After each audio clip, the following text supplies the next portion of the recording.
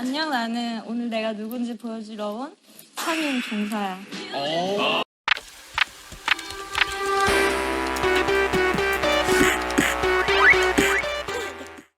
서울시 성동구 출신의 1994년생으로 167cm의 준수한 키에 뚜렷한 이목구비에 작고 시크한 외모를 소유했으며 스스로를 보수적이고 고리타분한 성격이라고 말할 정도로 차분하고 내성적인 성격을 가졌습니다. 이민자였던 아버지를 따라 캐나다와 한국을 오가며 어린 시절을 보낸 전종서는 초등학교 1학년 때 봤던 영화 해리포터를 시작으로 점차 영화 보는 재미에 빠져들게 되었다고 하는데요. 청소년기를 지나며 다양한 장르의 영화를 섭렵한 그녀는 영화 관람을 넘어 연기에도 흥미를 가지기 시작했고 고등학생 때 능동적으로 연기를 해야겠다는 결심을 하게 됩니다. 캐나다에서 고등학교를 다니고 있던 전종서는 본격적으로 연기를 배우기 위해 반대하는 부모님을 설득하여 귀국길에 올랐고 19살의 나이에 안양예술고등학교로 재입학을 하게 되는데요. 안녕, 나는 성인 종사야.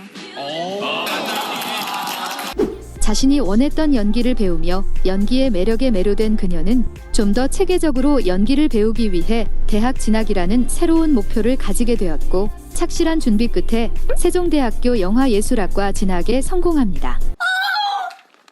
왜? 하지만 어떤 이유에서인지 그녀는 힘들게 입학한 대학교를 1년 만에 중퇴해버렸는데요. 이에 대해 그녀는 학교에서 뭘 가르치려 하는 건지 배우를 꿈꾸는 사람들이 모여있지만 이 사람들에게 뭘 알려주고 싶어 하는지가 확실하게 안 보이더라라며 학교 교육에 대한 회의감을 드러내는가 하면 학교 수업은 연기에 대한 내 갈증을 충족해주지 못한다는 느낌이 들더라. 실전과의 갭이 느껴졌다며 학교를 그만두게 된 이유를 밝혔습니다. 그렇게 학교를 벗어난 전종서는 직접 발품을 팔며 연기학원과 소속사를 찾아다녔고 2년간의 노력 끝에 지금의 소속사를 만나 전속계약을 맺게 됩니다. 자신과 비슷한 가치관을 가진 회사를 만난 그녀는 계약 3일 만에 물 흐르듯 첫 오디션까지 보게 되었고 단 한 번의 오디션으로 2000대 1의 경쟁률을 뚫고 세계적 거장 이창동 감독의 복귀작 버닝에 합류하게 됩니다. 노을이 지는 거야. 나도 저 노을처럼 사라지고 싶다. 버닝은 무라카미 하루키의 단편소설 헛간을 태우다에서 모티브를 얻은 작품으로 각자 자기만의 방식으로 살아온 세 젊은이가 만나게 되면서 벌어지는 미스터리한 이야기를 다루고 있는데요. 혹시 무슨 일 하시는지 물어봐도 돼요? 얘기해도 잘 모르실 건데 그냥 노는 거예요. 전종서는 고통 없이 이 세계에서 사라지길 바라는 신비로운 여성 해미 역을 맡아 모호하면서도 투박한 캐릭터의 감정을 자연스럽게 표현해냈다는 호평을 받으며 충무로의 신예로 떠올랐고 전종서를 본 순간 지금까지 한국 영화에서 볼 수 없었던 배우다라는 생각이 영화가 제71회 칸 영화제에 초청받게 되어 데뷔작과 함께 칸의 레드카펫까지 밟게 되는 영광을 누리게 됩니다.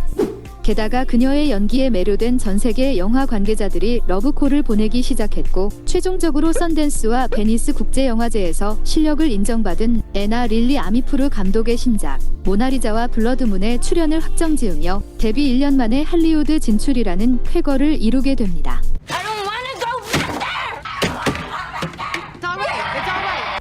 하지만 한켠에선 데뷔와 함께 라이징 스타로 떠오른 그녀의 원동력이 연기력이 아니라 버닝의 후광 때문이라는 비판의 목소리가 새어나오기도 했는데요.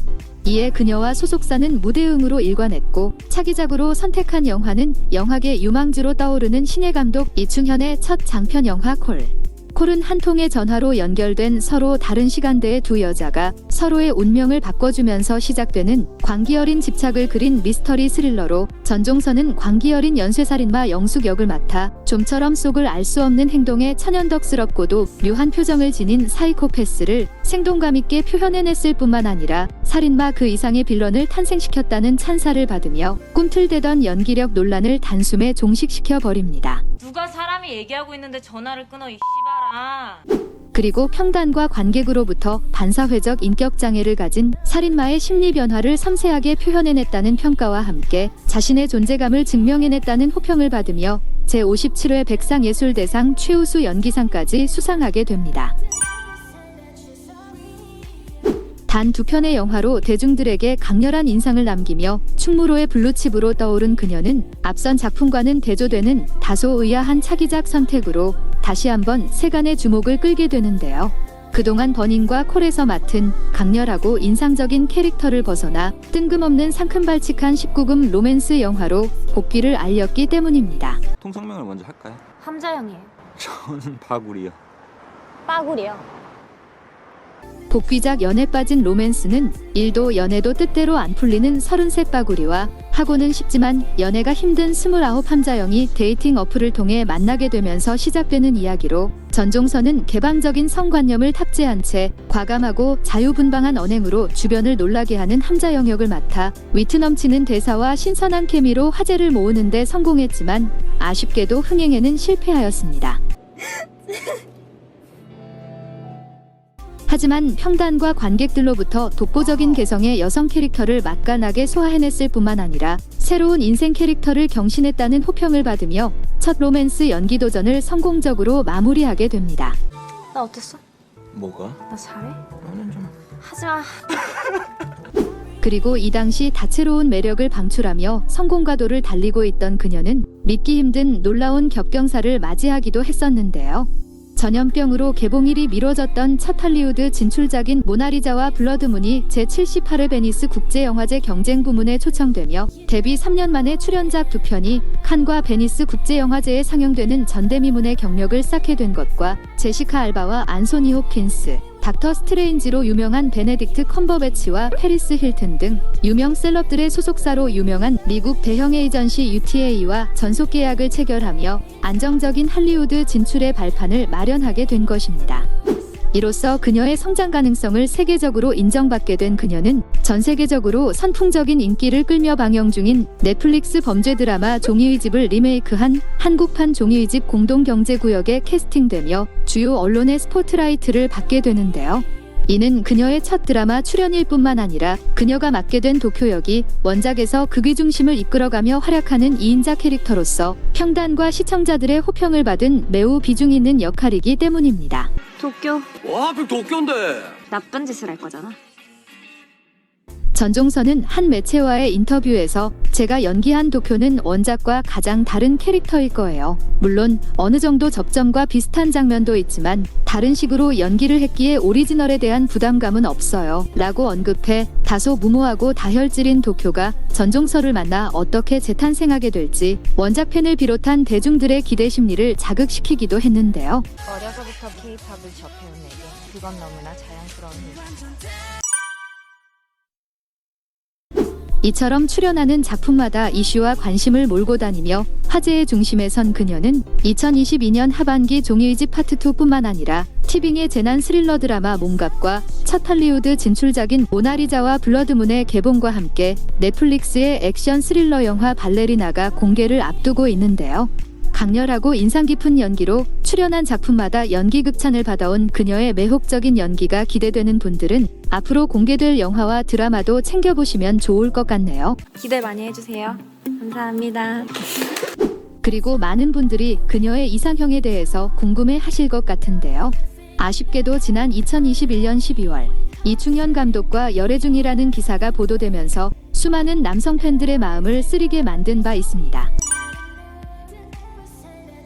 전종서는 과거 인터뷰에서 감독님의 단편 영화를 몇 년 전 처음 접하고 파격성에 있어 반했던 기억이 있어요. 장편으로 데뷔하신다는 말을 들었을 때 감독님과 미팅을 하고 싶다고 요청드릴 정도였어요. 감독님과 첫 미팅 때 존경한다라고 말씀드릴 정도로 리스펙했어요. 라며 그에 대한 존경심을 드러낸 적이 있는데 평소 자신이 존경하던 감독과 작업을 하게 되면서 품고 있던 호감이 사랑으로 발전했고 결국 연인 사이로 결실을 맺게 된 커플이네요. 이렇게 일과 사랑 모든 면에서 완벽해 보이는 그녀에게도 뼈아픈 과거가 존재하는데요. 칸 영화제 출국길 당시 유아인을 비롯한 다른 배우들은 편안하게 웃는 얼굴로 취재진을 맞이했지만 전종서만 자신을 촬영하는 취재진을 발견한 뒤 시종 굳은 얼굴을 보이고 옷으로 얼굴을 가리는 등 무성의한 태도로 일관한 탓에 태도 논란이 불거진 것입니다. 이를 본 누리꾼들은 누군지도 모르는데 혼자 난리다. 배우병에 걸린 것 같다. 선배들을 보고 배웠으면 좋겠다라며 그녀의 태도를 비난했고, 이에 소속사 측은 모든 게 처음인 상황이었기 때문에 많이 놀라고 당황한 것 같다. 처음이었기 때문에 미숙한 부분이 있었다. 오해가 없었으면 좋겠다며 진화에 나섰고, 전종서도 출국장에 도착하기 전 너무 정신없게 울었고 그 상태에서 비행기를 타게 됐다. 내가 그렇게 임했던 데는 분명 내 불찰이다. 공항 사건이 이렇게 크게 될 줄 몰랐다고 직접 해명하며 논란을 잠재웠습니다. 실제로 당시 전종서의 사진을 보면 눈이 빨갛게 충혈되어 있고 살짝 부어 있는 것을 볼 수 있는데, 무대 경험이 전무한 신인인 그녀가 예상치 못했던 취재진들의 관심에 당황해서 벌어진 오픈 해프닝 정도로 생각하면 좋을 것 같네요. 이 외에도 JTBC의 간판 예능 아는 형님의 영화 홍보를 위해 출연했을 때 게임 중에 이수근의 실수로 문제를 틀린 줄 알았던 그녀가 그의 팔을 다소 격하게 내리치는 장면이 포착되며 또 한 번 태도 논란의 도마 위에 오르기도 했는데요. 다행히 대부분의 시청자들이 예능에서 저 정도의 퍼포먼스는 재미를 위한 것이다, 때려봐야 얼마나 아프겠냐 등의 반응을 보인 덕에 큰 논란 없이 두 번째 태도 논란도 스무스하게 마무리되었습니다. 어떤 느낌이었냐면 맞는 뭐 이런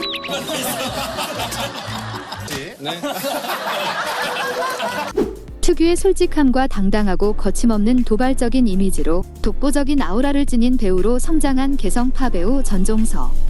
앞으로도 할리우드와 한국의 다양한 작품 속에서 그녀의 개성 있는 연기를 만나볼 수 있기를 기대하며 이만 대학생일 때 학교 가는 척하고 매일 CGV에 가는 등 하루에 영화 3편도 거뜬히 볼 수 있는 영화광이고, 2마리의 반려견과 함께 생활 중인 애견인으로 SNS에 강아지 사진을 자주 올리며 강아지 이름은 유키와 빌리입니다. 여기가 빌리고요. 얘가 유키. 끝으로 버닝으로 데뷔한 그녀에게 어떤 배우가 되고 싶냐고 물었을 때 이 시대에 내가 필요한 배우였으면 좋겠다. 대단한 영화나 역할을 한다는 게 아니라 한 사람을 상대로 하더라도 명확한 메시지를 전달할 수 있는 연기를 하고 싶다는 말과 함께 배우를 안 할 수도 있다는 폭탄 선언을 날리기도 한 당찬 사막여우입니다. 좋아요랑 구독 많이 눌러주세요. 또 봐요.